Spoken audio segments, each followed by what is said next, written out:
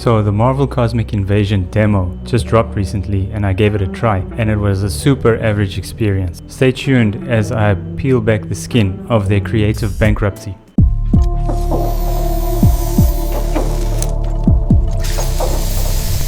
When I seen Marvel slapped on a 2D side-scrolling beat-em-up, I naturally expected firework. I assumed high polish and creative flair, but after blasting through the demo 3 times and playing with every character, I walked away feeling somewhat let down. From the get-go, the stages played out like endless hallways, flat, linear, and almost devoid of any sort of depth and dynamism. It yells out to me super lazy and rushed, where simplicity was prioritized over a sense of depth and immersion with zero parallaxing to help send that effect home. Contrast that with Teenage Mutant Ninja Turtles Shredder's Revenge, where each level felt like a little living diorama. You loop through the foreground and background with like branching alleyways packed with destructible objects and parts of the environment that you can actually jump on top of. And with clever use of the parallaxing layers, it reinforces that sense of depth and scale. Now on the combat side,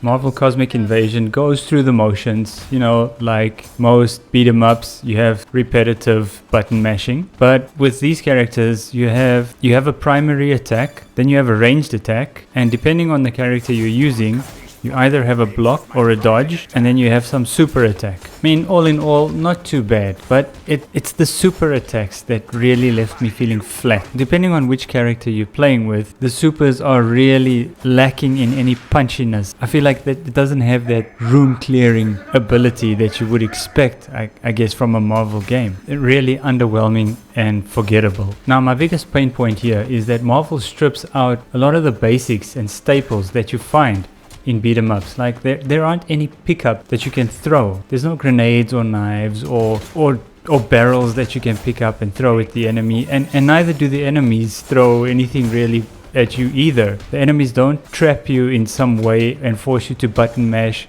so that you can wriggle loose, and the jumping attacks are frustratingly hit or miss. I struggled finding myself lining up correctly on the same virtual plane as the enemy to be able to land the attack. Again, contrasting with the Turtles Shredder's Revenge, there's so much going on. Various animations for when you're being hit by something that was thrown at you, falling down some kind of a hole, being run over by a car, throwing an enemy at the screen or at the player, being trapped by the enemies so that you're forced to again wriggle loose. It just feels so much more lively. The combat feels so much more engaging. And I'm only drawing these comparisons because Teenage Mutant Ninja Turtles Shredder's Revenge was the most recent 2D side-scrolling beat-em-up that I played, and I still have it installed and I jump back into it every now and then. So hence my take on these two. But it's not all doom and gloom. I'm not here to bash the game completely. Like I said, it was a pretty average experience and there were some good things about it. The tag team element to the game is really fun.